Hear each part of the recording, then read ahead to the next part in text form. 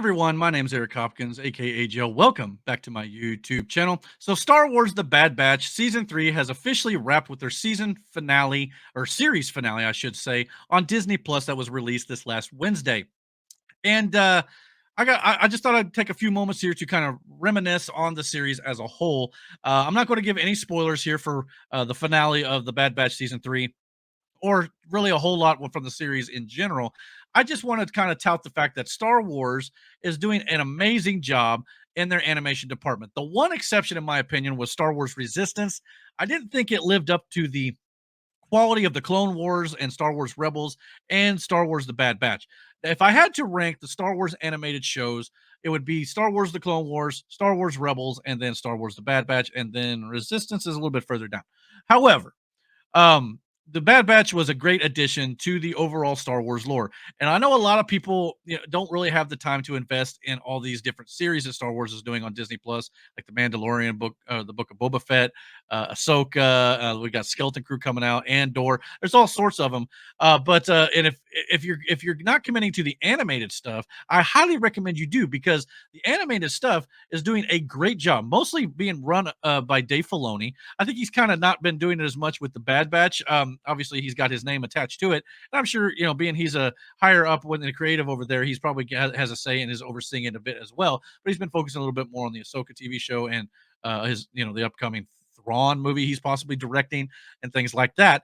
But these films do, or these animated series do a great job of kind of filling in the gaps that the movies don't have time to explain, especially the Clone Wars when they were doing, kind of wrapping up the stuff in between episodes 2 and 3, and even into episode 3, kind of tying in all these different story elements to kind of, fill in the gaps and flesh out the story even further.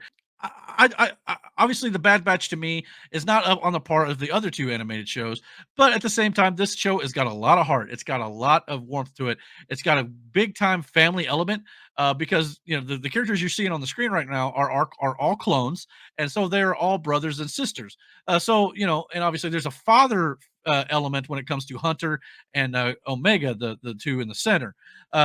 There's that family element to it, which really brings out the warmth and the fuzzy feelings inside.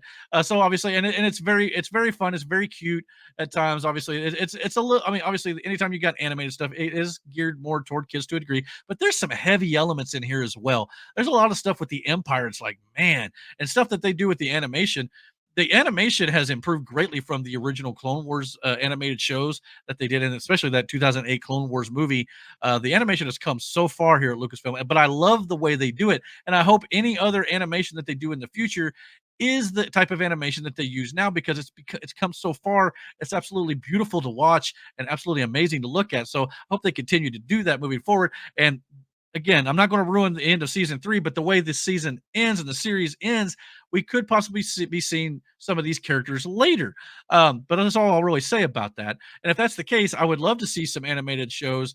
And I've always said I would love to see Star Wars animation do a show between episodes 4 and 5, kind of with the OG Han, Luke, Leia, and Chewie, kind of Luke learn a little bit more about the Force in between.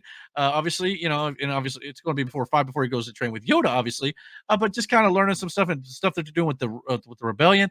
Obviously, we kind of sped through the whole rebellion versus the Empire in the movies. We didn't really get a whole lot of stuff in between those films. I would love for them to take the time and kind of just go on adventures. Darth Vader trying to hunt Luke down for destroying the Death Star and stuff. And then after episode 5, you can even do a sequel series to that, kind of where Han's in carbonite, but then you bring in Lando, and then of course you kind of fill in the gaps between again where Luke builds his green lightsaber. And I know there's a deleted scene for Return of the Jedi and things like that, but you can fill in those gaps between 4 and 5, and then 5 and 6. And I think that'd be a great place for a TV show, especially with characters like Hera and stuff like that during that time in the rebellion, and possibly even, like I said, a couple characters from this, as well as Captain Rex and things like that. There are things you could do that now that you've got characters that are not just Luke, Han, and Leia and Chewbacca and R2 and 3PO and all that stuff. You could add them and show the interactions together in an animated show, and I think that would be absolutely outstanding. So I hope Star Wars will eventually do that. But I know a lot of people want to move away from that era, and even Lucasfilm made themselves. But I think that's a mistake, especially from the animated standpoint. But when it comes to the Bad Batch, I thought they did a great job of kind of taking a group of rogue clones from the Clone Wars show and spinning them off into their own show and building these characters out individually, much like they did Cody and Rex and stuff in the Clone Wars. So they did an amazing job at that, and you fell in love with these characters over the course of these 3 seasons here. Could it have gone longer? Yeah, it could have, but I also don't want the series to overstay its welcome to where it isn't as entertaining anymore. But obviously, it probably wasn't getting the views as Clone Wars and Rebels did. But I if not, I think it's a shame because the show is still well done. I did feel like the end of the series, though, kind of left some questions still a little bit open, but I think it did enough setting up to where we could possibly get those answers in later shows, such as Ahsoka or The Mandalorian, or those films that are going to be coming up there. So, and obviously, they were teasing some stuff possibly to explain a little bit more about how a Palpatine returned in Episode 9, The Rise of Skywalker, which I believe The Mandalorian has also been kind of laying those seeds as well. So all that sort of stuff, again, they just fleshing out the stuff that the movies didn't have time to tell, including even stuff as far ahead as the sequel trilogy. And so hopefully we'll get some more of that stuff for the sequel trilogy, kind of trying to make a little bit of sense of that mess that went on when it come to not knowing the script all the way through the 3 films when they started the first one. So hopefully we'll get all that sort of stuff squared away. But yeah, I think overall the Bad Batch is a great watch. If you've not watched it, I highly recommend you check it out. Like I said, it's beautiful to look out.